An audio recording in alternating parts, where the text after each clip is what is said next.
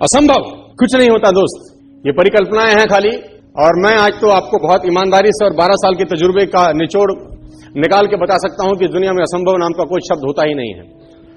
इंसान कभी भी चंद्रमा पर नहीं पहुंच सकता, पृथ्वी विज्ञान की अधिकतम सीमा है।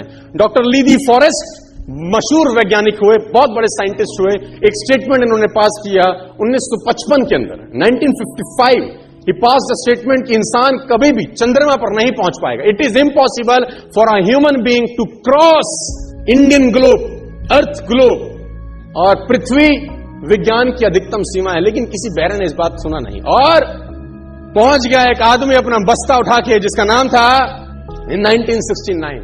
और उसके बाद तो स्पेस जर्नी ऐसी हो गई जैसे आप और मैं अभी पतिया और बैंकॉक चले जाते हैं।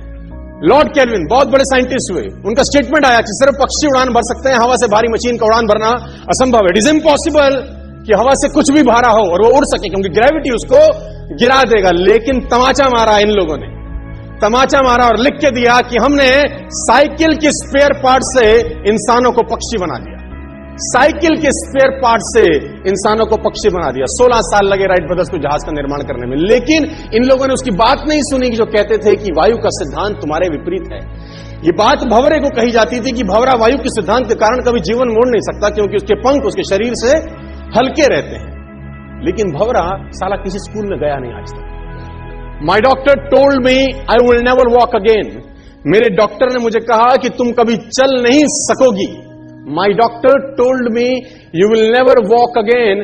My mother told me I would, and I believed my mother rather than doctor. Wilma Rudolph एक ऐसी एथलीट हुई जिनको पोलियो था, जिनको डॉक्टर ने कहा तू चल नहीं सकती, मां ने कहा तू चल सकती है। उसने कहा मैंने डॉक्टर की बात नहीं मानी, मैंने अपनी मां की बात मानी। 3 ओलंपिक गोल्ड मेडल जीती है लड़की, 3 ओलंपिक गोल्ड मेडल, जिसको डॉक्टर कह रहा है कि तू चल। लेकिन मां क्या बोलती है? मैं आपको उदाहरण देना चाहूंगा सर। बहुत छोटे थे अल्बर्ट आइंस्टीन, दुनिया के महान वैज्ञानिक में से एक हुए, मंद बुद्धि कहा जाता था। 8 साल के थे, घर पहुंचे, मां को चिट्ठी दिया। When he was 8 years old, came to his home, given letter to his mother. मां को एक चिट्ठी दिया, मां ने वो चिट्ठी पढ़ा, 8 साल के, और चिट्ठी में प्रिंसिपल का खत था, उसकी मां के नाम। प्रिंसिपल ने ये लिख के भेजा कि आपका बच्चा विलक्षण प्रतिभा का धनी है, ग्रेट पावर है इसमें, क्योंकि बहुत बड़े साइंटिस्ट बने, बड़े होते। मंद बुद्धि बचपन में समझा जाता था, आपका बच्चा विलक्षण प्रतिभा का धनी है, इसके अंदर असीम संभावनाएं हैं। तो हमारा स्कूल, हमारी मैनेजमेंट, हमारी फैकल्टी, हमारा टीचर इस लायक नहीं है कि हम आपके बच्चे को अच्छी शिक्षा दे सकें। तो it's better for you to take care of your son. आप अपने बच्चों को अपने घर में पढ़ाइए, हम लायक नहीं है कि आपके बच्चे को पढ़ा सके।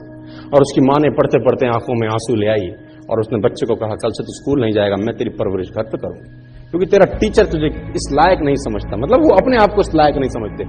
बच्चा खुश हुआ, मोटिवेट हो गया और लग गया। उसकी मां का निधन हो गया और अल्बर्ट आइंस्टीन बहुत बड़े साइंटिस्ट हो गए। अल्बर्ट आइंस्टीन जब बहुत बड़े साइंटिस्ट हुए तो मकान शिफ्ट कर रहे थे अपना, और जीवन का सच्ची घटना वो अपनी ऑटोबायोग्राफी में लिखते हैं कि जब मैं मकान शिफ्ट कर रहा था तो एक ड्रॉस के अंदर मुझे एक व्हाइट कलर का पेपर फोल्डेड अवस्था में मिला।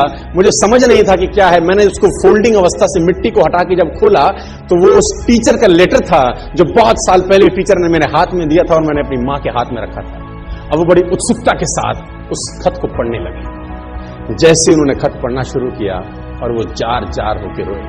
उसमें लिखा था कि तुम्हारा बच्चा मंदबुद्धि है, ये हमारे स्कूल के लायक नहीं है, इसको आज के बाद हमारे स्कूल में मत भेजना, इसकी परवरिश खुद किया। मां ने उल्टा पढ़ा कि नहीं, ऐसा नहीं है, तू सब कुछ कर सकता है, तेरे हाथ पास पावर है, तेरे में प्रतिभा है, यू कैन डू वंडर्स। दोस्तों, इस दुनिया में किसी की बात मत सुनना, नेवर एवर बिलीव एनीबॉडी की जो तुमको बोले कि तू नहीं कर सकता, कान पे मारना, बोला साले तू नहीं कर सकता, हम करेंगे।